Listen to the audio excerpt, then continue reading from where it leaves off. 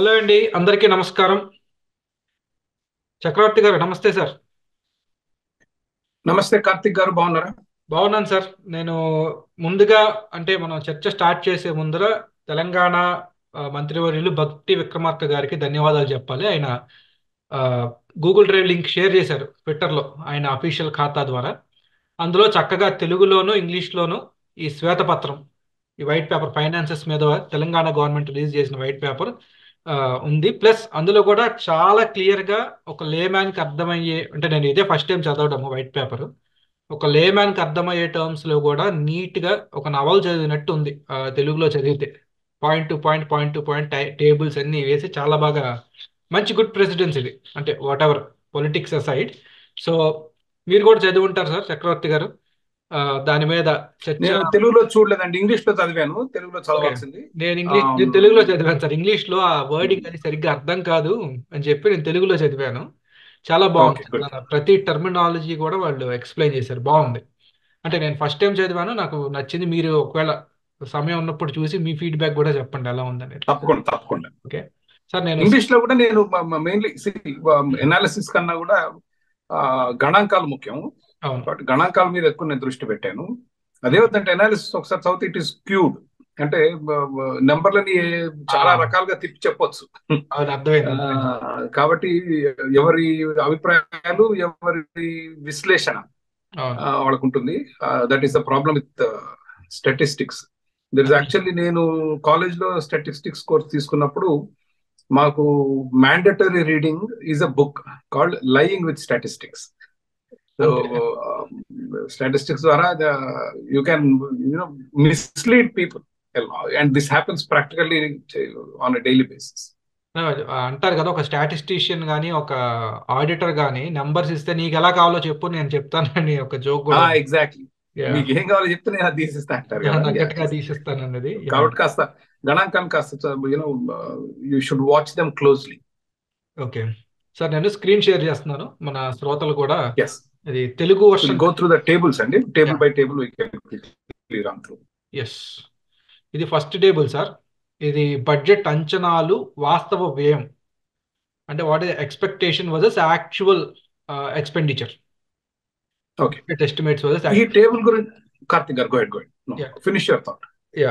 ఇక్కడ నాకు ప్రధానంగా కనిపిస్తుంది, ఆ, ఆ, ప్రతి సంవత్సరం కూడా తెలంగాణ బడ్జెట్ ని ఆ, బడాయిలకు పోయి ఎక్కువ ప్రొజెక్ట్ చేశారేమో అనిపిస్తుంది. దేనికంటే ఎస్టిమేట్స్ ఓవర్ ఎస్టిమేట్ చేసేసి ద యాక్చువల్ ఎక్స్పెండిచర్ అంటే ఎంత ఖర్చు పెట్టాలో తక్కువ ఖర్చు పెట్టారు. అంటే ఇదర్ డబ్బులు లేక పెండింగ్ ఉంచారా ఖర్చు పెట్టాల్సినవి. అంటే మనకి ఇప్పుడు ఇంట్లో ఒక ఫర్ ఎగ్జాంపుల్ మన మధ్యతరగతి వాళ్ళకి అర్థమయ్యేలా చెప్పాలంటే, పెద్దవాళ్ళు ఈ హెల్త్ చెకప్స్ చేయించుకోవడం ఎవ్రీ 6 మంత్స్కి చేయరు మిడిల్ క్లాస్. దేనికంటే బాగానే ఉందిగా నెక్స్ట్ టైం చూడొచ్చు అని. అదే మీరు అప్పర్ క్లాస్కి వెళ్తే వాళ్ళు ఎవ్రీ 6 మంత్స్ చేయించుకుంటారు. దేనికంటే వాళ్ళ దగ్గర డబ్బులు ఉంటాయి కాబట్టి. వీళ్ళ దగ్గర డబ్బులు సరిపోవు కాబట్టి ఇప్పుడు ఒంట్లో బాగానే ఉంది కదా, 6 మంత్స్ తర్వాత చేయించుకుందాంలే, ఏదన్నా వస్తే చూద్దాంలే అని దాటి వేస్తూ ఉంటారు. అంటే మ్యాండేటరీ అది, ఏ మాటగా మాట. అటువంటి మ్యాండేటరీ ఎక్స్పెన్సెస్ వీళ్ళకి లో ప్రయారిటీ అయ్యి వీళ్ళు ఏమన్నా పోస్ట్ పోన్ చేశారేమో నాకు అనిపిస్తుంది. మీరు చెప్పండి సార్ మీ ఆ, లేదు, నా అంచనా మీరు మొదట చెప్పింది బడాయికి పోయి పెంచుకుంటూ వెళ్తాం. ఇది తెలుగు రాష్ట్రాల్లో చాలా కాలంగా ఉన్న సమస్య, ఇతర రాష్ట్రాల్లో కూడా ఉంది. ఆ, అయితే కార్తిక్ గారు, నేను yes, it is a problem. ఇది ఉన్నదానికన్నా ఎక్కువ వేసి చెప్పుకోవటం అనేది. బట్ పెద్దగా దీనికంటే చాలా పెద్ద సమస్యలు ఉన్నాయి. ఓకే. సో వేరే రాష్ట్రాలతో కూడా పోల్చారు. ఇంకోటి ఐ థింక్ ఈ తర్వాత టేబుల్లో ఉమ్. అంచనాల కంటే ఇప్పుడు 80%, 100లో 80 రూపాయలు ఖర్చు, 100 రూపాయలు 80 రూపాయలు, 6 రూపాయలు 80 పైసలు ఖర్చు పెట్టారు. 20కి డబ్బులు సరిపోకపోవచ్చు. ఓకే. వాళ్ళ అంచనాలు ఏది రెవెన్యూ ఎస్టిమేట్స్ ఏవైతే ఉంటాయో, వచ్చే ఆదాయాలు కేంద్ర ప్రభుత్వం దగ్గర నుంచి కానీ రాష్ట్ర ప్రభుత్వ ఆదాయాలు అనుకున్నంత రాలేకపోవచ్చు. కానీ ప్రతి సంవత్సరం రాలేదంటే మీ ఎస్టిమేట్ తప్పు. ఇప్పుడు మీకు ప్రతి సంవత్సరం మీరు 95, 99 దగ్గర ఉండి ఒక సంవత్సరం 75, 80 వచ్చిందంటే మీ అంచనా తప్పిందని. ప్రతి సంవత్సరం వస్తుందంటే అది అంచనా తప్పలేదు, మీరు కావాలని చేస్తున్నట్టు. సో ఇక్కడ కావాలని జరుగుతుంది. బట్ నా అభిప్రాయం ఏంటంటే, ఓకే, బడాయి పెద్ద నష్టం చేయదండి. బట్ మాల్ ఇన్వెస్ట్మెంట్ అంటే ఈ డబ్బుని తప్పుదోవలో మళ్లించి చేయరాని ప్రాజెక్టులు చేసి అవినీతి చేస్తే చాలా నష్టం చేస్తుంది. అంచనాలు ఎక్కువైనా కూడా పెద్ద I don't think is a big problem. Okay సమస్య, కానీ మనం మదన పడాల్సినంత సమస్య కాదు. అంటే ఇక్కడ ఇంకొక ట్రెండ్ గమనించాను సార్, నెంబర్స్ లో మీరు 2014 నుంచి గమనిస్తే ప్రతి సంవత్సరం దాదాపుగా 15% పెంచుకుంటూ వెళ్ళారు బడ్జెట్. అంటే అవును ఎక్కడో ఆ ప్రెషర్ ఉందా? లాస్ట్ ఇయర్ అంటే ఇప్పటి వరకు 15% పెంచుకుంటూ వెళ్ళాం, కోవిడ్ టైంలోనే తగ్గింది. అవును ఆ తర్వాత అంతా ఆ 15 to 20% అనేది అంటే బడ్జెట్ రిలీజ్ చేసినప్పుడు తాటికాయ అంత అక్షరాలతో 2,56,000 కోట్ల బడ్జెట్, తెలంగాణ బడ్జెట్ అని చెప్పి ఆ ఆడంబరాలకి ఎక్కువ ఫోకస్ అంటే ఆ పియర్ ప్రెషర్ అనండి లేదా ఏదైనా అనండి దాన్ని, ఆ ప్రెషర్ కి లోబడి వీళ్ళు నంబర్స్, మీరు చెప్పారు కదా ఇందాక స్టాటిస్టిక్స్ తో గేమ్ ప్లే. అయితే మీరు ఇప్పుడు బడ్జెట్ ఎస్టిమేట్స్ చూస్తున్నారు కదా, 3వ కాలం అవును. 4వ కాలం చూడండి, 4వ కాలం కూడా అదే దాదాపు అదే నిష్పత్తిలో పెరుగుతూ వస్తుంది. సో బడ్జెట్ లో ఆదాయాలు పెరుగుతున్నాయి ప్రభుత్వానికి 15%. అది న్యాచురల్ గా దెర్ ఇస్ పెరుగుతుంది. ఎ growth, there is a growth. So we can't deny the growth. అయితే మీరు అన్నట్లు ఆ బడాయి పోర్షన్ 20% పెట్టుకుంటున్నారు. ఓకే, పెట్టుకునేవ్వండి, పర్వాలేదు. ఓకే, నెక్స్ట్ టేబుల్కి వెళ్తున్నాను సార్, రెండో table. Yeah, we should go to the next table. ఇది ఇదేంటంటే సాధారణ కేటగిరీ రాష్ట్రాలు, వాటి బడ్జెట్ అంచనాలు, వాస్తవ వ్యయం. అంటే ఏ సంవత్సరానికండి ఇది? ఇది 2021, 2021, 22. 22 అండి, 21, 22. ఉమ్, ఉమ్. ఇక్కడ చూస్తే సో ఈ అగైన్ స్క్రీన్ లో 12 యాజ్ ఎ ఉన్నాయి. Said there are some states like Rajasthan. అసలు నాకు రాజస్థాన్ అంత పెద్ద బడ్జెట్ ఉందని తెలియదు, అంత ధనిక రాష్ట్రం అని నేను గుర్తించలేదు. కాకపోతే ఎడారి రాష్ట్రం మనం పైగా, ఏదండి ఎడారి రాష్ట్రం పైగా, తారెడారి. అదే రాజస్థాన్ అంటే మన అంత ఆదాయం ఉన్న రాష్ట్రం అని మనం గుర్తించము. అండ్ ఇంట్రెస్టింగ్లీ కర్ణాటకలో మనకు బెంగళూరే కనిపించింది, but Karnataka budget is Rajasthan has a larger budget than Karnataka. That was also another interesting thing. Karnataka Madhya Pradesh అంటే మనకు బాగా వెనకబడ్డట్టు అనిపిస్తుంది. Madhya Pradesh is almost near Karnataka. Maharashtra అంటే మీకు తెలుసు, మనకు తెలిసిన ముంబై ఉంది దాంట్లో. So Tamil Nadu historically is a financially well doing state. అంటే మరి ఆ మధ్య రెండు పార్టీల మధ్య గొడవలై కాస్త టెక్నాలజీలో వెనకబడింది, కానీ మ్యానుఫ్యాక్చరింగ్ లో మనకు తెలుసు తమిళనాడు ఎప్పుడు ముందంజలో ఉంటుంది ఈ ఇండస్ట్రియల్ సెక్టర్ లో. బట్ మనం తెలంగాణ రాష్ట్రం కూడా అండర్ ఎస్టిమేట్ ఎందుకు వెళ్ళామంటే, మన తెలంగాణ ఆంధ్రప్రదేశ్ సమైక్య రాష్ట్రంలో కలుపుకుంటే మీకు చాలా పెద్ద బడ్జెట్ వస్తుంది. సో అది నచ్చకనేక రాష్ట్రాన్ని విడగొట్టింది. ఆల్మోస్ట్ ఈక్వల్ టు తమిళనాడు ఉండొచ్చేమో కదా సార్, ఒకవేళ విడతీయకుండా ఉంటే తమిళనాడుతో అటు ఇటుగా ఉండొచ్చేమో కదా. దాటుతుందిగా, ఇది 2 లక్షలు, అది 2 లక్షలు అయింది, 4 లక్షలు కదా. అదేలేండి, పోటీ పడి పెంచారు. ఆంధ్రప్రదేశ్ బడ్జెట్ కూడా ఇప్పుడు 2 లక్షలు. అవును. తెలంగాణ 2 లక్షలు, 4 లక్షల కోట్లు. Okay. So it's a very big state in terms of మహారాష్ట్రలో ఆల్మోస్ట్ మహారాష్ట్ర దగ్గరికి వెళ్ళేది. Okay. And that's a tragedy. ఇప్పుడు ఇవాళ తెలంగాణ రాష్ట్రంలో కూడా TRS it's a big threat TRS కి, బికాస్ మన రాష్ట్రాలను డివైడ్ చేసిందే ఈ జాతీయ పార్టీలు ప్రాంతీయ పార్టీలు నిర్వీర్యం చేయడానికి. I think they will go after TRS very hard. That is my guess. Okay sir, నేను ఇంకటి ఇదే టేబుల్ కంటిన్యూషన్ ఉంది, అది కూడా చూపిస్తున్నాను. ఇక్కడ మీకు హర్యానా, జార్ఖండ్, ఆంధ్రప్రదేశ్, ఉత్తరప్రదేశ్ కూడా 5.5 lakh crores ఉంది. తెలంగాణ ఈ 18 రాష్ట్రాల్లో కింద నుంచి 2వ స్థానంలో ఉందండి ఈ ఎక్స్పెండిచర్. అంటే పంజాబ్ కన్నా కొంచెం బెటర్ పొజిషన్ లో ఉంది. అయితే ఏంటంటే కార్తీక్ గారు, what we should look at, మన రాష్ట్ర ప్రగతి ఎట్లుందో చూడాలి. దాంట్లో జిఎస్డిపి అంటే రాష్ట్ర స్థూల ఉత్పత్తి, మొత్తం రాష్ట్రం కలిసి ఎంత ఉత్పత్తి చేస్తుంది అనేది సంవత్సరం ఇయర్ ఆన్ ఇయర్, అంటే ప్రతి సంవత్సరం ఎంత పెరుగుతూ వస్తుంది అనేది, దాన్ని మనకు ప్రగతికి కొంత సూచిక. ఎందుకంటే ఆ జిఎస్డిపి నెంబర్లు కూడా విపరీతంగా మార్చేస్తున్నారు రాష్ట్ర ప్రభుత్వాలు. ఎందుకో కూడా చెప్తాను మీకు. దాన్ని బట్టి అప్పులు తీసుకోవచ్చు, దాన్ని బట్టి అన్ని చేయొచ్చు. ఇదేం టేబుల్ అంటే కొంచెం కిందికి స్క్రోల్ చేయరా. ఇది ఓకే, ఇది ఇందాకదే సార్, టేబుల్ 3, మూడో టేబుల్ 3, మూడో టేబుల్. ఇది దాని కంటిన్యూషన్ అండి, అది కంటిన్యూషన్. ఓకే, దాని continuation. So I don't think we should spend much time on this. అసలు నాకు దానికి పెద్ద విలువ లేదు, దీనివల్ల మనం పెద్ద నేర్చుకునేది లేదు. సి అంటే ఎండ్ నాకు ఆఫ్ ఇక్కడ ది డే ఒక మన క్వశ్చన్ ఉంది సార్. నాకు ఇక్కడ ఒక చిన్న చెప్పండి. క్వశ్చన్ ఉంది. ఏంటంటే రాజస్థాన్, కర్ణాటక, మధ్యప్రదేశ్, కేరళ ఈ టాప్ 4 పోనీ టాప్ 5 తీసుకోండి. మహారాష్ట్ర అంటే 99% అండ్ అబవ్ ఉన్నవి ఈ 5. వీళ్ళు అంటే వీళ్ళు ఎస్టిమేషన్స్ బాగా వేస్తున్నారు. Plus they are exceeding the estimations ఖర్చు పెట్టడంలో. ఉమ్, మీరు ఒకటి గమనిస్తే మిగిలిన రాష్ట్రాలతో.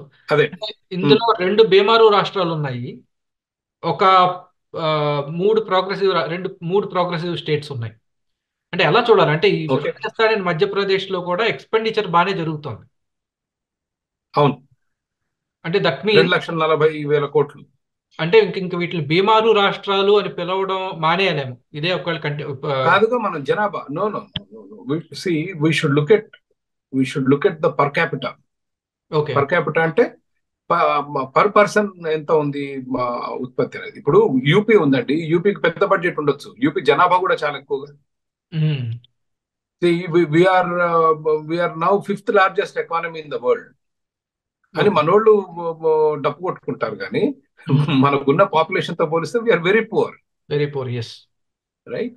Singapore actual is wealthier than the United States. Okay. Right. But as an economy it is small. వాళ్ళ జనాభా తక్కువ కదా. కానీ సగటున ప్రతి మనిషికి చూసుకుంటే మనిషికి వచ్చే ఆదాయం అమెరికాలో వచ్చే ఆదాయం కంటే సింగపూర్ చాలా ఎక్కువ వస్తుంది. ఐ థింక్ సింగపూర్ ఆల్మోస్ట్ 20-30% పెరిగింది అమెరికా కంటే. ఏది ఒక యావరేజ్ పర్సన్ ఇన్ సింగపూర్ అమెరికాలో ఉన్న వ్యక్తి కంటే ఎక్కువ సంపాదిస్తాడు డాలర్. రైట్. అది సరైన సూచిక than overall GDP or budget. Okay. అంటే అంటే ఇది అంటే బేసికల్లీ మనం అంటే ఈ వైట్ పేపర్ ఉద్దేశం ప్రభుత్వం ఎలా ఆ, పనిచేస్తోంది అని అనుకోవచ్చా సార్ వాళ్ళు చెప్పాలనుకున్నది? ఈ వైట్ పేపర్ ప్రభుత్వం ఎట్లా పనిచేస్తుందన్నా కూడా ప్రభుత్వం ఎట్లా విఫలమైందన్న ప్రయత్నంలో తీసుకొచ్చింది. ఉమ్. కానీ దీంట్లో అంత డ్యామేజింగ్ గా లేదు ఈ వైట్ పేపర్ నా అభిప్రాయంలో. It has not shown that the state has suffered economically under the TRS rule. Okay, అప్పు ఒకటి పెరిగిందండి, I do not deny that. అప్పు బాగా చేశారు, విపరీతంగా చేశారు. ఆ, కానీ జీడిపి గ్రోత్ కూడా ఉంది. అయితే ఒక చిన్న విషయం జీడిపి గ్రోత్ లో కార్తిక్ గారు, కేంద్ర ప్రభుత్వం, రాష్ట్ర ప్రభుత్వాలు, దేశవ్యాప్తంగా అన్ని ప్రభుత్వాలు కూడా జీడిపిని కొంచెం ఇన్ఫ్లేట్ చేస్తున్నాయి, ఉన్నదానికంటే ఎక్కువ చూపిస్తున్నాయి. ఓకే. లెక్కలు వాళ్లే చేస్తారు, ప్రభుత్వం లెక్కలు తీస్తుంది కాబట్టి మోడీ గారు అయితే మొత్తం లెక్కే మార్చారు, ఏది ఫార్ములా మార్చేశారు జీడిపికి.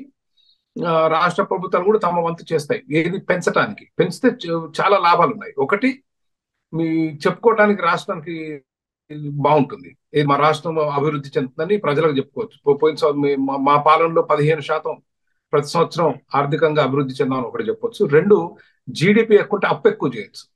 అవును. అంతేగాండి, ఇప్పుడు బిల్ గేట్స్ కి ఇచ్చే అప్పు మీకు నాకు ఇవ్వరు. అవునండి.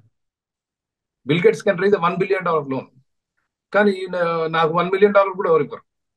The reason being Bill Gates has more earning potential or more wealth. అట్లాగే if your GDP is higher, Reserve Bank of India కూడా మీకు ఇచ్చే అప్పు ఏదైతుందో దాన్ని మీ ఆదాయం రాష్ట్ర స్థూల ఉత్పత్తి మీద ఆధారపడి ఉంటుంది. అందుకని జీడిపి కాస్త ఇన్ఫ్లేట్ చేస్తారు. ఓకే. సార్ ఈ మూడో టేబుల్ దగ్గరికి వచ్చానండి నేను. ఇదేంటంటే ఉమ్మడి ఆంధ్రప్రదేశ్ 2004-2005 నుంచి విభజన జరిగేంత వరకు బడ్జెట్ మరియు వ్యయం, యాక్చువల్ బడ్జెట్ వర్సెస్ ఎక్స్పెండిచర్. నేను అదే అన్నాను. సో ఈ సమస్య ముందు నుంచి ఉంది. ఎప్పుడు మనం 85-90లోనే ఉన్నాం, ఇప్పుడు ఇంకొంచెం 80కో 79కో వచ్చాం. అంత పెద్ద ఇష్యూ కాదు అది. Okay. That's what I'm saying. ఈ tables have not damaged TRS much నా అభిప్రాయంలో. వాళ్ళకేం పెద్ద ఒక అప్పు విషయం తప్పితే మిగిలిన గణాంకాలు టిఆర్ఎస్ కి పెద్దగా విమర్శించే తీరులో లేవు. ఓకే. అయితే నేను వాళ్ళ పాలనని. ఇది కంబైన్డ్ స్టేట్ ఎక్స్పెండిచర్ ఇచ్చారండి ఓకే, అది పర్లేదు. 42% అది రావాల్సింది ఇచ్చారు. అక్కడెక్కడ పొరపాట్లు ఏం జరగలేదు. ఓకే. అయితే మీరు ఇదే టేబుల్ రాష్ట్ర విభజనకు ముందు ఎప్పుడు చూపించలేదు, ఎవరు మాట్లాడలేదు. ఎవరు మాట్లాడలేదు. So if you look at the share, it has been properly split. Split proper గా. రెండు రాష్ట్రాల మధ్య ఆ నీళ్లు నిష్పత్తిలో నిధులు జరిగింది. నీళ్లు నిధులు నియామకాలు అనేది కేవలం అది రాష్ట్ర విభజన కోసం ఏది వాడిన, అంటే తెలంగాణ విభజనకి నీళ్లు నిధులు నియామకాలు అనేది స్లోగన్ కదా. ఈ అది నియామకాలు ఎక్కడుంది అంటున్నాను. అదే నిధులు చూపిస్తున్నారుగా మీరే. అవును, అదే అదే నిధులు ప్రాపర్ గానే స్ప్లిట్ అయినాయి 1956 అదే, కూడా. You are right, that's what I'm saying. అది ఆ, ఇప్పుడు దాని పర్యవసనాలు ఇంకా చాలా ముందు ఉంటాయి. నేను అనేది అదే. ఇప్పుడు see, Telangana now they will do their best to make it A Congress BJP state. ఈ రెండు పార్టీలే ఉండటానికి శాయశక్తులా ప్రయత్నం చేస్తారు. ఓకే. అండ్ దట్ ఈస్ ఆ మూల్యం మనం చెల్లించుకునేది. అందుకని జాతీయ పార్టీలు రెండు కలిశారు పార్లమెంట్ లో విభజించేటప్పుడు. They are together because they are the beneficiaries. అదే anyway we're digressing, yeah yeah but let's. Sixth table అండి ఇది. మొత్తం రెవెన్యూ రాబడులలో పోకడలు అంటే year year to year growth మీద. అది జిఎస్డిపి చూశారు కదా. అవును. సో స్టేట్ డొమెస్టిక్ ప్రోడక్ట్ అండి, గ్రోస్ స్టేట్ డొమెస్టిక్ ప్రోడక్ట్ అంటే మన స్టేట్ ఎంత ఉత్పత్తి చేస్తుంది అనేది. దాంట్లో మనకు రెవెన్యూ ఎంత, ఓకే. ప్రభుత్వ రెవెన్యూ. ఇది కూడా రాష్ట్ర ప్రభుత్వం, మళ్ళీ కేంద్ర ప్రభుత్వానికి కూడా ఉంటుంది కదా. అవును, so about 12%, 10 which to means they are 12%. Able to collect more. అవును, 10 నుంచి మీకు ఒక కోవిడ్ సంవత్సరంలో నెగిటివ్ వచ్చింది, that is what I'm saying. మీరు రాష్ట్ర ప్రభుత్వ ఆదాయం కనుక చూసుకుంటే మరి 2021-22లో 25% పెరిగింది, ద ఇయర్ ఆఫ్టర్ కోవిడ్. మరి 22-23 ఈ సంవత్సరం మరి కన్ఫర్మ్ గా ప్రొవిజనల్ అన్నారు. అంటే బట్ ఒకటి సమ్వేర్ సార్, ఒక ఇది 5% అటు ఇటుగా కరెక్ట్ గానే ఉంది. కోవిడ్ తర్వాత 26 ఇయర్ అంటే ఆ ముందు ఇయర్ మరీ నెగిటివ్కి వెళ్ళింది కాబట్టి కంపారిటివ్లీ ఎక్కువే వస్తుంది కదా. యు ఆర్ రైట్, యాక్చువల్లీ నేను అదే అనుకున్నాను పొద్దున చూసినప్పుడు. దాన్ని మేకప్ చేసింది కొంత, ఇది 2021లో పోయింది, దీంట్లో కొంత మేకప్ చేసింది. But 22-23 25% sounds very high. But Telangana రాష్ట్రం పోయిన సంవత్సరం ఆర్థికంగా they did very well because IT exports are going through the roof. 2.5 లక్షల కోట్ల రూపాయల ఐటీ ఎక్స్పోర్ట్స్ ఉన్నాయి. రియల్ దాని ఎస్టేట్ కూడా బాగా పెరిగింది. ప్రభావం దాని it will have that effect on other sectors. GST revenue కానీ, కార్పొరేట్ ట్యాక్స్ రెవెన్యూ కానీ, ఇన్కమ్ ట్యాక్స్ రెవెన్యూ కానీ. మరి ముఖ్యంగా రియల్ ఎస్టేట్ బాగా పెరిగినట్టుంది హైదరాబాద్ లో last. Real estate is also there. Real estate real estate revenues ఎట్లా ఉన్నాయో తెలియదు కానీ, but they have gone up like anything. భారతదేశంలోనే రియల్ ఎస్టేట్, ఇక్కడ హైదరాబాద్ లో real estate is one of the vibrant industries or sectors. అదే అండి. I'm going to next one. Revenue receipt to GSDP ratio. Okay, so ఈ statistic నా అభిప్రాయంలో general tendency చెప్తాను. అందరూ రెవెన్యూ ఎక్కువ ఉంటే మంచిది అనుకుంటారు. రెవెన్యూ ఎక్కువ ఉందంటే ప్రభుత్వం పన్నులు వేసి దోచుకుంటున్నట్టు. అయితే రెవెన్యూ తక్కువ ఉన్నంత మాత్రం కూడా మంచిది కాదు. రెవెన్యూ తక్కువ ఉండే అభివృద్ధి జరుగుతుంటే అది చాలా మంచి సంకేతం. అర్థమైందండి. ప్రభుత్వం రెవెన్యూ తక్కువగా ఉండి అభివృద్ధి ఎక్కువగా ఉంది అంటే నా అభిప్రాయంలో అది చాలా మంచి సంకేతం. ఎందుకంటే ప్రభుత్వం జనాల దగ్గర దోచుకోకుండా వాళ్ళ డబ్బు వాళ్ళ దగ్గరనే ఉండనిచ్చి ఆర్థిక ప్రగతికి దోహదపడుతుంది అన్నట్టు అర్థం. అంటే but high revenue doesn't necessarily mean good. Sir ఒకసారి మన వాళ్ళకి అర్థమయ్యేలా చెప్పాలంటే, ప్రభుత్వ రెవెన్యూ అంటే ట్యాక్స్ కలెక్ట్ చేసేది తక్కువ ఉండాలి, జీడిపి ఎక్కువ ఉండాలనే కదా మీరు చెప్పేది?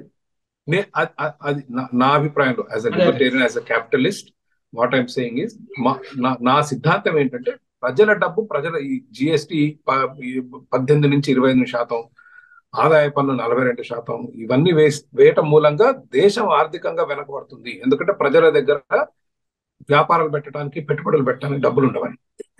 ఓకే.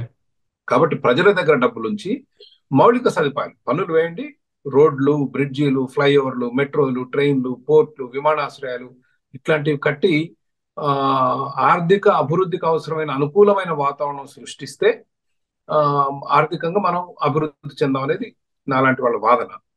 కాబట్టి రెవెన్యూ ఎక్కువ వచ్చినంత మాత్రాన అది మంచి సంకేతం కాదు. ఉదాహరణకు బీహార్ తీసుకోండి. బీహార్ బాగా వెనకబడ్డ రాష్ట్రం. వాళ్ళ జిఎస్డిపి తోటి పోలిస్తే 25% పన్నుల్లో వసూలు చేస్తున్నారు. అంటే ఇట్ ఈస్ వెరీ బ్యాడ్. మీ గణాంకాల ప్రకారం Bihar is not necessary a good state. Okay okay, for me Maharashtra looks very good. Maharashtra బాగా ప్రగతి చెందింది, 10% రెవెన్యూ టు జిఎస్డిపి. అంటే ప్రజల దగ్గర డబ్బులు తీసుకోవట్లేదు ప్రభుత్వం, తక్కువ తీసుకుంటుంది. కానీ వెనకబడిందా Tamil Nadu, Maharashtra? No. Same thing with Karnataka. Karnataka 10% తీసుకుంటుంది. Haryana, Gujarat is even better. Gujarat బాగా అభివృద్ధి చెందుతుంది, but they are not taking money. So 8.5% తీసుకుంటుంది. అంటే డబ్బులు ఎక్కడున్నాయి మరి? మిగిలినవి ప్రజల దగ్గర ఉన్నాయి. ప్రజల దగ్గర ఉంటే it is a good thing. Okay. The problem with government is wasted expenditure. అసలు ప్రభుత్వానికి వచ్చే ఆదాయంలో సగం జీతాలకే పోతాయిగా. అవును. యాక్చువల్లీ రాష్ట్రానికి వచ్చే ఆదాయంలో ఇన్కమ్ ట్యాక్స్, జిఎస్టీ అన్ని కేంద్రానికి వెళ్తాయండి. ఇన్కమ్ ట్యాక్స్ లో 42% మళ్ళా మనకు కేంద్రం వెనక్కిస్తుంది రాష్ట్రానికి. 58% వాళ్ళే పెట్టుకుంటారు ఇన్కమ్ ట్యాక్స్ లో. జిఎస్టీలో సగం వాళ్ళు పెట్టుకుంటారు, సగం మనకి ఇస్తారు. కేంద్రం నుంచి మనకు వచ్చేది ఏం లేదు, బూడిద. దేశ రక్షణ అవి చేస్తారు కానీ బట్ ఇట్స్ కంప్లీట్ వేస్ట్, అదొక వేస్ట్. మనకు వస్తాయి సగం జిఎస్టీ వచ్చింది, 42% ఇన్కమ్ ట్యాక్స్ వచ్చింది. ప్లస్ రాష్ట్రానికి వాళ్ళ సొంత రెవెన్యూస్ ఉంటాయి. ఏది పెట్రోల్ డీజిల్ మీద ట్యాక్స్, మద్యం మీద ట్యాక్స్, రియల్ ఎస్టేట్ మీద వేసే ట్యాక్స్, రిజిస్ట్రేషన్ అప్పుడు చేసే ట్యాక్సులు, ఇవన్నీ అదనపు ఆదాయం. కాబట్టి ఆ పన్నులు ఎంత తక్కువగా ఉంటే అంత మంచిది. రెవెన్యూ 8% అంటే it is for me Gujarat, Haryana అంటే ఢిల్లీ ప్రభావం ఉంటుందండి ఎకానమీ. గుజరాత్, హర్యానా, కర్ణాటక, తమిళనాడు, మహారాష్ట్ర, తెలంగాణ. తెలంగాణలో ఇంకా కొంచెం అధికంగానే ఉంది. దీస్ ఐ ఫీల్ ఆ బాటమ్ లోనే నాకు బాగా నచ్చిన రాష్ట్రాలు. Okay. Top number 1 is a very bad performing state in my opinion. వాళ్ళు అసలే వెనకబడ్డ రాష్ట్రం. 25% పన్నులు వాళ్ళు ప్రజల దగ్గర తీసుకుంటే ఇంక రాష్ట్రం ఎక్కడ అభివృద్ధి చెందుతుంది? ప్రజల్ని పీల్చి పిప్పి చేస్తున్నారు అనమాట. Exactly, that's what it means. Okay. Okay sir, నేనైతే నెక్స్ట్ తెలంగాణ అన్నిటికంటే కింద ఉంటే నాకంటే సంతోషం, ఆనందించే వాళ్ళని కోరలేదు. అవును. ఈ రుణ ధోరణులు, బడ్జెట్ రుణాలు అంటే ఎంత ఆ, ఉంది స్టేట్ ఫైనాన్సెస్ లో? ఇది చెప్పాను కదండి, this is very concerning. KCR గారి మీద, టిఆర్ఎస్ ప్రభుత్వం మీద ఉన్న అతిపెద్ద విమర్శ ఇదే. అప్పుల ఊబిలోకి నెట్టారు అనేది. ఇది and it also is not a full picture. I think దాని తర్వాత వేరే ఇతర రుణాలు, ఇది public sector budgetary budget budget డాక్యుమెంట్లు కనిపించాయి. అవును. బడ్జెట్ డాక్యుమెంట్లు కనిపించని రుణాలు చాలా ఉన్నాయి. అది ఈ వైట్ పేపర్ లో, ఈ శ్వేతపత్రంలో ఉన్నాయండి. అయితే వెరీ ట్రబ్లింగ్. కనిపించేది 27.8% అండి. 27.8% అఫీషియల్ గా డైరెక్ట్ గా ప్రభుత్వం డ్రా చేసుకున్నటువంటి లోన్స్ మన జిఎస్డిఏపిలో. 3 లక్షల సరే, 2022 తీసుకుందాం. ఈ సంవత్సరం ఇంకా నడుస్తుంది కదా, 22-23. అది కూడా I think it is still an estimate. 3,52,000 కోట్లు. But as a percentage of GDP, look at how much it has grown. 26%. 15 to almost 27%. అంటే దాదాపు పావలా వెళ్ళిపోతుంది. ఏదండి, పావలా కన్నా ఎక్కువ లోన్కి వెళ్ళిపోతుంది year on year. So it is growing on like anything. As a percentage of GDP, it is 25%, which is very high. Okay. Which is very high. అంటే ఒక మనిషి పర్ క్యాపిటల్ స్టేట్ జీడిపి ఎంత ఉందో నాకు కరెక్ట్ గా తెలియదండి తెలంగాణ రాష్ట్రానికి. Let us say per capital state GDP ₹1,00,000 అనుకుందాం. అంటే ఒక మనిషి ₹1,00,000 సంపాదిస్తున్నాడు అనుకుందాం సగటున తెలంగాణ రాష్ట్రంలో. అంటే 25,000 అప్పు ఉంది ఒక్కొక్క మనిషి నెత్తి మీద. That is what it says. Okay. మీ ఆదాయం ₹1,00,000 అంటే మీ నెత్తి మీద ₹25,000 అప్పు ఉంది. ప్రభుత్వం చేసింది. మీ ఆదాయం 10 లక్షలు ఉంటే 2.5 లక్షలు ఉన్నట్టు. 2.5 లక్షల అప్పు ఏది ప్రభుత్వం చేస్తుంది. ఓకే. అది ఏది ఓన్లీ బడ్జెట్. అర్థమైంది. But then there are all the other things, right? అది 6, 7, 8 లక్షల కోట్లకు వస్తుంది. మిగిలిన ఇవన్నీ కలిపితే సార్ ఇక్కడ మొత్తం ఉన్న లోన్స్ అంతా మోస్ట్ అలార్మింగ్ టేబుల్ ఇదే మనకి 9వ టేబుల్. అసలు ఉన్న రుణాలు ఏంటి? ఎఫ్ఆర్బిఎం పరిధిలో తీసుకున్న రుణాలు 3,89,000 కోట్లు. అవును. గవర్నమెంట్ గ్యారంటీ పూచీకత్తు మీద తీసుకున్న స్పెషల్ పర్పస్ వెహికల్స్ ద్వారా సేకరించినవి 1,27,000 కోట్లు. మళ్ళా ప్రభుత్వం పూచీకత్తు మీద ఇవి కూడా వేరే ఇంకొక ఎస్పీవి ఇవ్వండి, ఇవి కూడా ఇంకొక 90. నాకు అదే అర్థం లేదు. రెండు సేమ్ డిస్క్రిప్షన్ ఉంది యాక్చువల్లీ. మీరు చూస్తే ఎందుకు ఇచ్చారో తెలియదు. Okay. Non government loans which are raised and serviced by SPV corporations and institutions 59,000 కోట్లు. మొత్తం కలిపి 6,71,757 కోట్ల రూపాయల అప్పు ఉంది. అంతే. దాని అర్థం ఏంటంటే మనిషికి ఇందాని అన్నట్టు ₹1,00,000 ఆదాయం ఉంటే 25,000 అప్పు కాదు, యాక్చువల్లీ వాస్తవానికి 50,000 అప్పు చేసింది ప్రతి మనిషి మీద రాష్ట్ర ప్రభుత్వం. ఓకే. డబుల్ అంతే కదా. అవును. ఇప్పుడు అంటే ఇప్పుడు దాదాపు అంటే అటు ఇటుగా డబ్బులు కాకపోతే ఇటుగా అంటే ఇప్పుడు క్యాల్కులేటర్ లో కానీ. సో నాలుగు కోట్ల 1,40,000 వేసుకోండి పోనీ.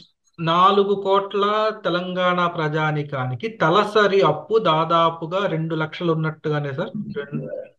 1,70,000 1,80,000 వరకు ఉన్నట్టేగా. అంతే కదా, దాని అర్థం అదే. ఓకే. దాని అర్థం అదే. ఇది అంతే, 1,50,000 అప్పు, మనిషికి 1,50,000 అప్పు. ఈ ఎస్పీవీఎల్ ద్వారా, స్పెషల్ పర్పస్ వెహికల్స్ ద్వారా ఎక్కడెక్కడ ఏమేమి సేకరించారనేది ఇక్కడ ఇచ్చే ఇరిగేషన్ డిపార్ట్మెంట్ 1,17,092 కోట్లండి. ఇందులో అత్యధిక భాగం కాళేశ్వరానికే తీసుకున్నారు. అది అది అది is a disaster in terms of disaster. Investment. మీకు బాస్టన్ లో బిగ్ డిగ్ అని వినే ఉంటారు అమెరికాలో. It's infamous project. అదేంటంటే ఆ, 50 మిలియన్లో 100 మిలియన్ తోటి స్టార్ట్ అయిన ప్రాజెక్టు. దాని మీద పోస్తా పోయారు బాస్టన్ లో. 10 ఏళ్ళు 15 ఏళ్ళు కట్టి చివరిగా దానికి $1 బిలియన్ ఎంత చేశారు దాని budget. It is a well known management problem for sunk cost అని. ఒకసారి మనం 100 కోట్లు ఇన్వెస్ట్ చేసిన తర్వాత అయ్యో 100 వేస్ట్ అవుతాయి అని ఇంకో 10 వేస్తాం. అయ్యో ఈ 110 వేస్ట్ వెనక్కి వెళ్ళలేం కదా. అట్లా కాళేశ్వరం మీద అసలు విపరీతంగా పెట్టుబడి పెట్టారు. దానికి విద్యుత్తుకే అసలు తట్టుకోలేని ఖర్చు. ఎకరానికి 25,000 30,000 50,000 వస్తుంది అంటున్నారు. ఏది just to supply water. It's a disaster. It is a disaster and it is పన్నుదారుల డబ్బు బూడిదలో పోసిన పన్నీరు. ఇప్పుడు సేమ్ ప్రాబ్లం. 1,25,000 కోట్ల రూపాయలు దాని మీద పెట్టుబడి పెట్టిన తర్వాత దాన్ని ఉంచుకోవాలా వదిలించుకోవాలా? We don't know. ఉంచుకున్నా పెద్ద సమస్య, వదిలించుకుంటేనే 1,25,000 కోట్లు ఏమైపోతుంది. ఆల్రెడీ కుంగిపోతున్నాయి కదా సార్. దాన్ని నడిపించాలంటేనే గగనం. కాదు, ఇప్పుడు 600 కోట్లు ఎంత అవుతుంది అన్నారు అవి రిపేర్ వర్క్ చేయడానికే. క్రాక్స్ వచ్చేసి కుంగిపోయి ఉన్నాయి కదా. సో ఇరిగేషన్ కాంపోనెంట్ లో డిజాస్టర్ అని చెప్పాలి తెలంగాణ సర్కారు. దేనికంటే అప్పులు నెత్తిన పిడుగుపడినట్టు అనే చెప్పాలి రాష్ట్ర ఫైనాన్స్ నెత్తి మీద. సెకండ్ కాంపోనెంట్ వచ్చేసరి panchayat raj and rural development లో 32,000 కోట్లు, దాదాపు 33,000 కోట్ల వరకు తీసుకున్నారు రుణాలు. ఇది కేవలం డ్రింకింగ్ వాటర్ సప్లై. బహుశా ఇది మన ఇంకో ప్రాజెక్ట్ మిషన్ భగీరథ దాకా అయి ఉండొచ్చు అండి. ఇవి 32,000. పర్వాలేదండి, ఈ పెట్టుబడులు పర్వాలేదు. ఎందుకంటే they will either improve quality of life or they will improve the economy. మీకు ఆర్థికంగా కూడా బాగా అభివృద్ధి చేస్తాయి. తెలంగాణ రాష్ట్రం టిఆర్ఎస్ ప్రభుత్వం సాధించిన ఘనతల్లో ఒక ముఖ్యమైన ఘనత ఏంటంటే రాష్ట్రంలో మౌలిక సదుపాయాల మీద బాగా దృష్టి పెట్టారు. రోడ్లు, బ్రిడ్జీలు. ఇక్కడ హైదరాబాద్ లో మెట్రో, అంటే ఇంతకుముందు స్టార్ట్ అయిన మెట్రో కానీ మెట్రో పూర్తి చేయడంలో, దాన్ని సాఫీగా నడిపించడంలో, outer ring road, Hyderabad development, వీటన్నిటికి పెట్టిన పెట్టుబడులు. రూరల్ వాటర్, ఇంటికి మంచినీళ్ళ సప్లై చేయటం అనేది, ప్రతి ఇంటికి నీళ్లు సప్లై చేయటం అనేది, those are all good works. నాకు వాటిలో అసలు ఎక్కడ పెద్ద అభ్యంతరం అనిపించలేదు. ఇన్ఫాక్ట్ నా అభిప్రాయంలో they can invest even more on roads and other infrastructure. Even ప్రజల మీద ఖర్చు పెట్టింది కాబట్టి ప్రజలకి ఎంతో కొంత, అంటే ఫనల్ డౌన్ అయ్యి ఎంతో కొంత ఉపయోగపడి ఉంటుందని అనుకోవచ్చు. ఎంతో కొంత కాదు కార్తిక్ గారు, ఇట్ విల్ బి ఆ పెట్టుబడి 10 వెనక్కి వస్తుంది అనేది నా అభిప్రాయం. మీకు శంషాబాద్ ఎయిర్పోర్ట్ ఉందండి, ప్రభుత్వం పెట్టింది చాలా తక్కువ. They are build operate transfer model. Private పెట్టుబడి ఉంది, కొంత ప్రభుత్వ పెట్టుబడి ఉంది. దాని మందం రెట్టింపు డబ్బులు వెనక్కి వస్తున్నాయి. ఓఆర్ఆర్ మీద కూడా విపరీతమైన ఆదాయం మీరు పెట్టిన దానికి. మీరు కాళేశ్వరం పోస్తే ఏమి రాదు, బూడిదలో పోసిన పన్నీరు మళ్ళీ ప్రతి సంవత్సరం ఖర్చు. Right now people will say, మరి అయితే ఈ ఇరిగేషన్ మీద పెట్టుబడులు పెట్టొద్దా? పెట్టొచ్చు, యూనో రీజనబుల్, దానివల్ల వచ్చే మంచి ఫలితాలు వచ్చే ప్రాజెక్టు మీద పెట్టవచ్చు. ఒకటి. రెండు, ప్రపంచం మొత్తం ఈస్ గోయింగ్ టువర్డ్స్ అర్బనైజేషన్. నేను గ్రామాల్లో నా సగం సమయం గ్రామాల్లోనే వెచ్చిస్తాను. అక్కడ ప్రజలు ఏదో అక్కడ విపరీతమైన ఆదాయాలు వస్తున్నాయి, జీవన ప్రమాణాలు బాగా ఉన్నాయని ఊళ్ళల్లో ఉండట్లేదు. ఊళ్ళల్లో ఉండటానికి కారణం ఏంటంటే వేరే ఆప్షన్ లేక, కాబట్టి ఊళ్ళల్లో ఉన్నారు. అదే మీకు హైదరాబాద్ లో మీకు నెలకు 50,000 60,000 జీతం వచ్చే ఉద్యోగాలు ఉన్నాయంటే ఎవరు ఉండరు ఊళ్ళల్లో. So and if you look at the rest of the world, it is all moving towards urbanisation. అమెరికాలో 100 సంవత్సరాల క్రితం చేసేవాళ్ళు 90% జనాభా వ్యవసాయం.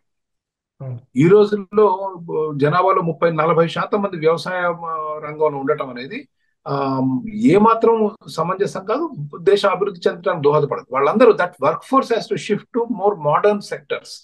ఓకే, సో ఆ సెక్టర్స్ రావాలంటే మీరు అర్బనైజేషన్ ఇస్ వెరీ ఇంపార్టెంట్. ఇక్కడ మనం ఉపాధి అవకాశాలు సృష్టించాలి అంటే మీరు heavy infrastructure you need to build. మీరు కేవలం ఒక ఓఆర్ఆర్ వేసి ఒక ఎయిర్పోర్ట్ వేసి హైటెక్ సిటీ లాంటిది నిర్మిస్తే ఇవాళ 2.5 లక్షల కోట్ల ఆదాయం, 10 లక్షల మంది బతుకుతున్నారు దాని మీద. నా యూ డూ ఈ మెట్రో, రేవంత్ రెడ్డి గారు శంషాబాద్ నుంచి ఎయిర్పోర్ట్ నుంచి హైటెక్ సిటీకి మెట్రో వేస్తే ఎందుకు ఆల్రెడీ ఓఆర్ఆర్ ఉందని క్యాన్సిల్ చేశాడు ఆయన. నో, 2.5 లక్షల కోట్ల ఆదాయం 5 లక్షలు అవుతుంది. But you have to make it one of the best cities in India. ఇవాళ హైటెక్ సిటీలో అంత డబ్బు చదువుకున్న వాళ్ళు డబ్బున ఉన్నారు, వాళ్ళకెందుకు ఈ సదుపాయాలని మీకు అనిపించవచ్చు. కానీ అక్కడ పెట్టిన పెట్టుబడికి ఇంకో 10 లక్షల ఉద్యోగాలు సృష్టిస్తాం. కాబట్టి it is a very good investment. Any money you put in urban areas for infrastructure, బ్రిడ్జ్లు కానీ, మెట్రోలు కానీ, రైళ్లు కానీ, ఎయిర్పోర్ట్లు కానీ మీకు 2, 3, 5, 10 ఆదాయం వెనక్కి తీసుకొస్తాయి. They are revenue generators. But general అభిప్రాయం ఏంటంటే ఆల్రెడీ అక్కడ రియల్ ఎస్టేట్ విపరీతంగా పెరిగిపోయింది, చాలా మంది బాగుపడ్డారు. మనం ఓల్డ్ సిటీ నుంచి ఎయిర్పోర్ట్కి వెళ్ళి, ఓల్డ్ సిటీ నుంచి ఎయిర్పోర్ట్ బ్రహ్మాండంగా అయింది, no issues. But not at the expense. This is a cash cow. The technology sector in Hyderabad is a cash cow. మీరు పెట్టిన పెట్టుబడి ఎంత? నథింగ్. ఇప్పుడు నథింగ్. ఆ కొంచానికే ఇంత వచ్చింది. నెక్స్ట్ దానికి వెళ్తున్నాను సార్. అంటే డ్రింకింగ్ వాటర్ మీద వీడు దాదాపుగా 32,000 కోట్లు తీసుకున్నారు. డ్రింకింగ్ వాటర్ లో చాలా అవకతవకలు జరిగాయి, బట్ స్టిల్ వస్తున్నాయండి ఊళ్ళలో. నేను ఊళ్ళలో ఉంటాను కాబట్టి నేను చెప్పగలను. Drinking water is coming. Initial 1 సంవత్సరం పాటు ప్రజలు అసలు ఆ నీళ్లు తాగలేదు, నమ్మకం లేక. ఇప్పుడు ఆ నీళ్లు కూడా తాగుతున్నారు. సో ప్యూరిఫికేషన్ అది ఎట్లా అవుతుందో నాకు తెలియదు, కానీ over period of time slowly people have started trusting drinking water. ప్రతి ఇంటికి ఒక కుళాయి ఇచ్చారు. క్వాలిటీ ఎలా ఉందో పక్కన పెడితే ఇన్ఫ్రాస్ట్రక్చర్ అయితే కొంత డెవలప్ చేశారు డ్రింకింగ్ వాటర్ లో. లేదు, ఇన్ఫ్రాస్ట్రక్చర్ ఫుల్లీ డెవలప్ చేశారు. Now it has to be maintain. పైపులు వాడటం అక్కడ ఇక్కడ ఉంటున్నాయి, బట్ ఇన్ఫ్రాస్ట్రక్చర్ చేశారు. ట్యాంకులు కట్టారు. మీరు తెలంగాణలోకి వస్తే ఎక్కడ చూసినా మీకు పెద్ద పెద్ద ట్యాంకులు కనిపిస్తాయి, 4 హెడ్ ట్యాంక్స్. ఓకే, బహుశా ఇది టిఆర్ఎస్ 1 గవర్నమెంట్ లో తీసుకుని ఉండొచ్చు.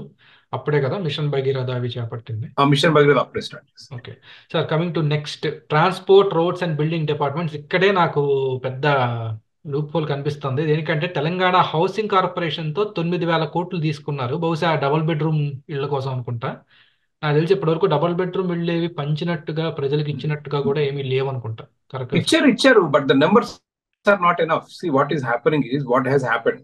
సో టిఆర్ఎస్ కి వచ్చిన సమస్య ఏంటంటే, మళ్ళీ ఎన్నికలు వచ్చినప్పుడు I'm pretty sure they will change. Beneficiaries కొందరే వస్తున్నారు.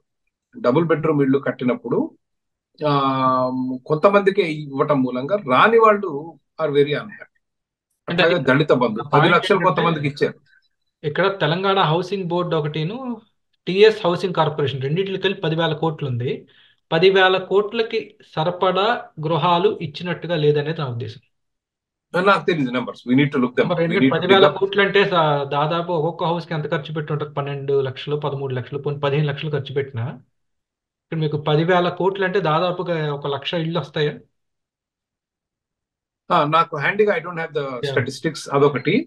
అందులోంచి తీసుకోవచ్చు. Then sometimes they even reuse the money for other purposes also. Unless we dig in దాని లోతుపాతుల్లోకి పోతే తప్పితే మనకు అది అర్థం అవుతుంది. ఓకే, ఇంకొకటి Hyderabad metropolitan water supply and sewage board అండి. దీనికి 5,000 కోట్లు తీసుకున్నారు. కానీ నాకు ఒక క్వశ్చన్ సార్, ఎప్పుడు వర్షం వచ్చినా కూడా, పెద్ద వర్షం వస్తే ఒకటి హైదరాబాద్ ఎక్కడో ఒక చోట మునిగిపోవడం ఒకటి, లేదా ఫ్లైఓవర్లు కూడా స్విమ్మింగ్ పూల్ లాగా అయిపోవడం అనేది వీడియోస్ చూస్తూ ఉంటాము. ఈ మనీ కరెక్ట్గా స్పెండ్ అయింది అనుకుంటున్నారా Hyderabad municipal water supply and sewage board? చేస్తున్నారండి. ఇప్పుడు Hyderabad is growing leaps and bounds, తెలిసిందే కదా. సో ఎక్కడైతే పెరుగుతుందో అక్కడ sewage, water supply they are expanding. దానికి చాలా పెట్టుబడి అవసరం, పెడుతున్నారు. But flooding is a different problem. Flooding has to do with you know పాత రోజుల్లో లెగసీ సిస్టమ్స్ కదా ఇవి, ఇప్పటివి కాదు కదా. ఆ నీళ్లు వెళ్లే మార్గాలు సరిగ్గా లేవు, పర్కులేషన్ పిట్స్ సరిగ్గా లేవు. దాని మూలంగా కొన్ని లో లయింగ్ ఏరియాస్ ఉంటాయి కదా, అక్కడి నుంచి నీళ్లు బయటకి ఎట్లా పంపించాలి అన్నదానికి ప్రణాళిక సరిగ్గా లేక వస్తున్నాయి. అది బాగా వెక్సింగ్ ప్రాబ్లం, ఇప్పటిది కాదు ఎప్పటి నుంచో ఉంది అది, కొత్త కొత్త ఓకే. సమస్య కాదు. And it is not an easy problem to solve. మీరు ఇప్పుడు మన సాసర్ ఉంటుంది కదా, టీ టీ తాగే సాసర్ లాగా, వర్షం పడ్డప్పుడు అన్ని ఆ మధ్యలోకి వస్తాయి. ఆ మధ్యలో నుంచి ఎట్లా తోడి బయటికి పంపించాలనేది మీకు అర్బన్ ప్లానింగ్ లో బిగినింగ్ లోనే మీరు చేసి డిజైన్ చేసి పెట్టుకుంటే దెన్ యుల్ గెట్. మనదేమో ఆర్గానిక్ గ్రోత్ కదా, ఉన్న సిటీ ఇట్లా కింద నుంచి లోపల నుంచి బయటకి ఇట్లా పెరుగుతా పోతూ ఉంటుంది. So that's a challenge. If it's an easy so problem they would have solved it long back. అవి వచ్చి మధ్యలో వచ్చి ఆగుతాయి. ఓకే. That's big problem. అయితే సూరేజ్ అండ్ వాటర్ ఏంటంటే సిటీ పెరుగుతుంది కదా, all the new construction that are coming up, వాటికి they have to expand at a very rapid pace, and అది జరుగుతుంది. I can see that happening. Okay sir. ఇప్పుడు next animal హస్బెండరీకి and వచ్చి by the way ఇది only అప్పులే కదండి కార్తిక్ గారు, this is అప్పులే. Not a total investment. అవునవును. ఇవి అప్పులే. సో దీంట్లో కొంత అప్పు, కొంత ప్రభుత్వ ఆదాయం నుంచి పెట్టేది ఉంటుంది. అవును. అప్పులు plus on top of it extra వాళ్ళ మనీ కూడా ఎంతో కొంత సెంట్రల్ గవర్నమెంట్ మనీ ఇది. సెంట్రల్ గవర్నమెంట్ నుంచి కూడా వచ్చే ఉంటాయేమో కొన్ని కొన్ని రకరకాల ఫండ్స్ ఉంటాయి కదా. ఫండ్స్ సో ఉంటాయి. సూవేజ్ వాటర్ ట్రీట్మెంట్ 25,000 పెడితే ఓ 10,000 అప్పు చేస్తుంటారు, ఓ 10,000 వాళ్ళ ట్యాక్స్ రెవెన్యూ నుంచి, ఇంకో 5,000 వేరే ఫండ్స్, వరల్డ్ బ్యాంక్ ఫండ్స్ అట్లాంటివి ఏమైనా వచ్చే అవకాశం. ఓకే. మనం we have to look into details. Okay sir. ఇది next animal husbandry and fisheries department అండి. బహుశా బర్రెలు గొర్రెలు పంపిణీ జరిగింది తెలంగాణ. ఇక్కడ నుంచి we can almost ignore because it is all noise కదా. They're all very small numbers. I don't think they make they don't have any material effect. So ఇది Can go to మొత్తం the next step. చూస్తారండి overall గా 1,85,000 కోట్లు ఎస్పీవీల ద్వారా ఇది ఇందకే ఇప్పుడు మనం చూస్తున్నది లెక్క అవును. చెప్పారు. 1,85,000 కోట్లు. సెకండ్ కాంపోనెంట్ ఉంది కదండి ఎస్పీవీది, దాన్ని వీళ్ళు యాక్చువల్ గా ఇది ఫుడ్ అండ్ సప్లైస్ కార్పొరేషన్ కి 65,000 తీసుకున్నారు SPV. Energy Okay. Food and supplies కి వచ్చేసి 65,300. ఫుడ్ అండ్ సప్లైస్ అంటే ఈ మన రేషన్ షాప్ వీటికే కదండి ఇచ్చేది. Most probably the government subsidized. Subsidised. Yeah, exactly. ఏదైతే రూపాయి బియ్యం ఇవి ఏవో పంచారు కదా, దానికి 65,000 కోట్లు అయ్యింది అన్నట్టుగా చూపిస్తున్నారు. మరి మరి వీటిల్లో లూప్ హోల్ ఏదో ఉంటుందని నేను అనుకుంటున్నాను, ఎందుకంటే పెద్ద నెంబర్ కనిపిస్తుంది అక్కడ. రెండోది ఎనర్జీ డిపార్ట్మెంట్ వచ్చేసి Telangana state southern power distribution 23,000 and northern power distribution 14,000. Round figure 38,000, almost 38,000 crores loan. అలాగే అగ్రికల్చర్కి 8,000, రోడ్ అండ్ ట్రాన్స్పోర్ట్కి 2,000, మున్సిపల్ అడ్మినిస్ట్రేషన్కి 1,800, ఐటీఈ అండ్ సి 530 క్రోర్స్. బహుశా ఇది సెక్రటేరియట్ అనుకుంటా. Telangana state So industry. అందులో electricity was a big concern because రైతులకి గతంలో 6 గంటలు ఇచ్చేది 12 గంటల పైన ఇస్తున్నారు విద్యుత్తు. సో అదొక దాదాపు 1,00,000 కోట్లు అక్కడ వచ్చాయన్నారు. మరి రెండో కాలం మూడో కాలం ఏంటండి? రెండో కాలం loan disbursed including IDC. Okay. Outstanding loans. అర్థమైంది. So it's the first one that is the main issue. So మరి కాంగ్రెస్ ప్రభుత్వం వచ్చిన మొదటి వారంలో 1,00,000 కోట్లు అప్పు చేశారన్నారు విద్యుత్ కొరకు. But I don't see that year. 37,000 కోట్లు 38,000 కోట్లు చూపిస్తాం. అంటే వీళ్ళ టైంలోదా లేదా అంతకు ముందు విద్యుత్ సంస్థలు పాత బకాయిలు కూడా ఉండొచ్చు కదా. ఇది మొత్తం అన్ని బకాయిలు కలిపి కదా? లేదండి, డ్యూరింగ్ ఓన్లీ కేసీఆర్ పీరియడ్ లో తీసుకున్న లోన్స్ ఇవి. ఓకే. ఈ దాదాపు 38,000 క్రోర్స్ పవర్ సెక్టార్ కి తీసుకున్నారని చూపించారు. అంటే 38,000 క్రోర్స్ తో ఓన్లీ పవర్ పర్చేసింగ్ గా జరిగింది అనుకోవాలి సార్. వీళ్ళు ఏమి ఇన్ఫ్రాస్ట్రక్చర్ ఏమి డెవలప్ It could be చేశారు. the whole energy department. I think that is what they have raised. But a lot of money goes into purchasing the power కదా. అదే కదా మెయిన్. మెయింటెనెన్స్ ఉంటుంది అనుకోండి, బట్ అంటే maintenance okay. purchasing power is the big. ఏమన్నా power plant కట్టడం లేదా solar renewable ఎనర్జీకి ఏదన్నా సోలార్ ఫీల్డ్స్ లాంటివి పెట్టడం అట్లాంటివి ఏమైనా జరిగిందేమో అనుకుంటున్నాను. చూస్తుంటే అలాంటిది ఏం జరిగినట్టు లేదు. Chhattisgarh is the main supplier of energy మనకు. అవును. నిమ్స్ కేమో 1,700 కోట్లు టోటల్ గా. ఈ మొత్తం ఈ సెకండ్ కాంపోనెంట్ వచ్చేసి 1,18,000 అండి. ఇందులో ప్రైమరీగా వీళ్ళు డ్రా చేసింది power sector and civil supplies కలిపే ఆల్మోస్ట్ 95% ఆఫ్ ద లోన్ ఉంది. Going to next.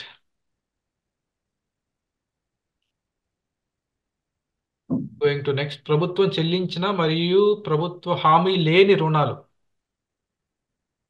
ఉమ్. ఇక్కడ ఇక్కడ మీకు టోటల్. ఇవన్నీ కూడితేనే మీకు అది 1,00,000 కోట్లు వచ్చేది. డిపార్ట్మెంట్ టోటల్ 82,000 కోట్లు అన్నారు చూసారా. అవును, ఉమ్. ఇది కూడా మీకు ఇందులో ప్రైమరీగా ఉన్నది again Telangana state power generation co 43,000, Transco 16,000, southern power distribution company 11,000.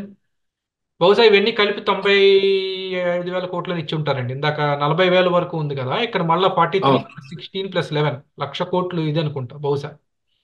అదే. Ah, it's very alarming, very alarming. Ah, however it is not a disaster, it can be managed. ఎందుకంటే ఈ భారతదేశం అంటే ఇట్స్ గ్రోయింగ్ ఎకానమీ. సో మీరు చూశారు కదా, జిఎస్డిపి కూడా ప్రతి సంవత్సరం 10-15% పెరుగుతూ వస్తుంది. అవును. రుణ కాబట్టి కొంత చెల్లింపులండి. మేనేజ్ చేయొచ్చు, కాకపోతే కొంచెం రెస్పాన్సిబుల్ గా ఉండాలి. అంత అంత అంత భారీ ఎత్తున అప్పులు చేయకుండా ఉంటే బాగుండేది. బట్ చేయకపోతే ఈ ఉచిత విద్యుత్తు ఇట్లాంటివన్నీ ఇవ్వలేరు కదా. అవును, 12 గంటల ఉచిత విద్యుత్తు వ్యవసాయానికి ఇవ్వాలంటే మామూలు విషయం కాదు. ఏదో మీ ఇంట్లో మా ఫ్యాన్లు లైట్లు కాదు వ్యవసాయం అంటే. వ్యవసాయం ఇస్ మోటార్. అవునండి, గట్టిగా లాగుతారు. మోటార్లు అంటే విపరీతంగా లాగేస్తాయి కరెంట్. రీపేమెంట్ ఎంత చెల్లించారు అనేది కూడా ఇచ్చారు వీళ్ళు ఫైనాన్షియల్ ఇయర్ కి. ఓవరాల్ గా ప్రిన్సిపల్ ఇంట్రెస్ట్ టోటల్ వచ్చేసి 1,72,000 కోట్లు చెల్లించారండి. బడ్జెట్ విత్ ఇన్ బడ్జెట్ అయితే. అవుట్ సైడ్ అవునండి. బడ్జెట్ వచ్చేసి 2,34,000 కోట్లు ఈ 9 సంవత్సరాల్లో చెల్లించారు. అంటే దాదాపుగా 5,00,000 కోట్లు ఈ రుణ ఈఎంఐస్ కి వెళ్ళింది అనుకోవాలి, లోన్ ఈఎంఐస్ కి. All these. That is what I'm saying. See what happens in India is, ప్రభుత్వాలు ప్రతి సంవత్సరం మాకు ఆర్థికంగా ఆదాయం 10-15% పెరుగుద్ది అన్న అసంప్షన్ చేసి ఈ అప్పులు చేస్తాయి. కాబట్టి ఆ 10-15% మనం అభివృద్ధి చెందుతున్న దేశం కాబట్టి ఆ ఆదాయాల ఆ నిష్పత్తిలో పెరిగినంత కాలం పర్వాలేదు. మీకు ఆదాయం దెబ్బ కొడితే అయిపోతాం, దివాలా తీస్తుంది రాష్ట్రం. ఓకే. సో అప్పులు చేసేటప్పుడు ప్రతిసారి వాళ్ళ మైండ్ లో ఉన్న లెక్క ఏంటంటే, వచ్చే సంవత్సరం ఇంకో 10% పెరుగుద్ది, ప్రతి సంవత్సరం 10% పెరుగుద్ది అన్న అంచనాలో వేస్తారు ఆ లెక్క. సార్ నెక్స్ట్ టేబుల్ సార్, ఏ రుణాలు ఎంత పర్సెంట్ ఇంట్రెస్ట్ తో తీసుకున్నారనే దాని మీద ఉంది. కాళేశ్వరం ప్రాజెక్ట్ వచ్చేసి 9.69, అన్నీ కూడా మీకు 9 and 10, ఆల్మోస్ట్ దాదాపుగా 9 and 10 లోనే ఉన్నాయి. అవును.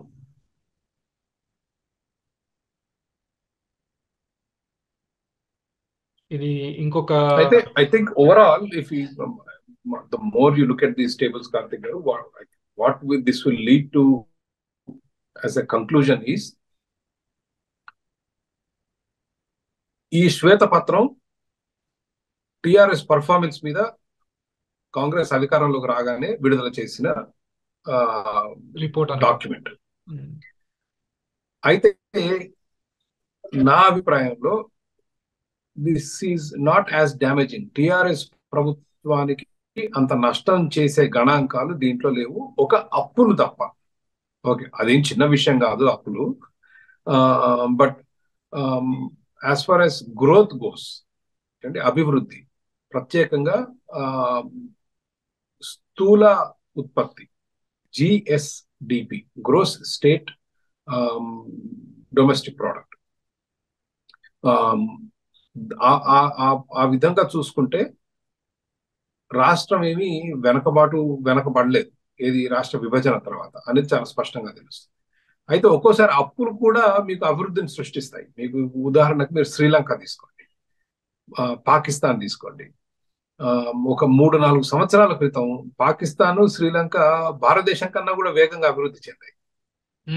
ఏది ఈ జీడిపి, జాతీయ స్థూలోత్పత్తి, జీడిపి చూసుకుని గ్రోస్ డొమెస్టిక్ ప్రోడక్ట్ అంటే ఎంత ఉత్పత్తి చేస్తాయి.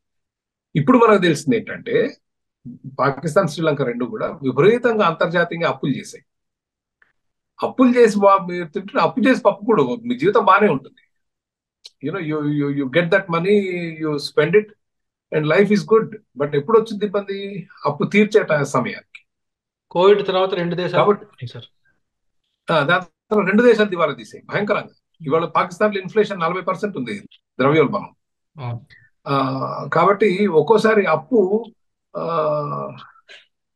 బలుపు కాకుండా వాపు అంటారు కదండి. ఉమ్, ఆ తరహా అన్నమాట. అది అవును మనం బల్బు అనుకుంటాం, అది యాక్చువల్లీ బల్బు కాదు, అది వాపు. అవును. It will come back and hit you hard later. కాబట్టి అప్పును యూ జస్ట్ కెనాట్ టేక్. ఇప్పుడు ఆంధ్రప్రదేశ్ రాష్ట్రం ఉంది, విపరీతంగా అప్పు చేస్తున్నారు. సరే, తెలంగాణలో కాళేశ్వరం వేస్ట్ అయినా ఇతర ప్రాజెక్టుల మీద, ఇప్పుడు హైదరాబాద్ లో ఏదైతే పెట్టుబడులు పెడుతున్నారో, రోడ్ల మీద ఏవైతే పెట్టుబడులు పెడుతున్నారో, ఆ, విద్యుత్ సరఫరా మీద పెట్టుబడులు పెడుతున్నారో, ఇవన్నీ మౌలిక సదుపాయాలు, వాటర్ సప్లై, ఇవన్నీ కూడా ఆర్థిక రంగానికి నష్టం చేయవు, ఆర్థికంగా అభివృద్ధి చెందడానికి పనికొస్తాయి. అక్కడ ఏం చేస్తున్నాం? లక్షల కోట్ల అప్పులు తీసుకొచ్చి పంచి పెడుతున్నాం. It's a dead investment. దానివల్ల మీకు మళ్ళీ తిరిగి ఆదాయం జనరేట్ అవుతుంది. ఇందాక చెప్పినట్టు శంషాబాద్ ఓఆర్ఆర్ ఉందండి, చాలా తక్కువ పెట్టుబడితోటి ప్రభుత్వానికి ప్రతి సంవత్సరం ఆదాయాలు తీసుకొస్తున్నాయి. దాంతో పాటు Shamshabad airport infrastructure, flyovers, metro చూసి అంతర్జాతీయ సంస్థలు వచ్చాయి. 2.5 లక్షల కోట్ల ఆదాయం వచ్చింది. దాని మూలంగా మీకు అదనంగా GST, income tax, corporate tax ఇవన్నీ వచ్చాయి. So that is how you grow the economy. So తెలంగాణలో అభివృద్ధి జరిగింది. ఈ అప్పు అధికంగా జరిగిందంటే ఎస్, డెఫినెట్లీ. బట్ తెలంగాణ అప్పుకి ఆంధ్ర అప్పుకి చాలా తేడా ఉంది. ఒక ఇక్కడ ఒక ఇంకొక రాష్ట్రంలో అప్పు కొంత. సారీ సార్, చెప్పండి. ఇక్కడ ఇంకొక పాయింట్ ఉందండి. అంటే ప్రధానంగా ఈ గత 9 సంవత్సరాలలో దాదాపు 80,000 సీక్రెట్ జీవోలు ఉన్నాయి రిలీజ్ చేసింది గవర్నమెంట్.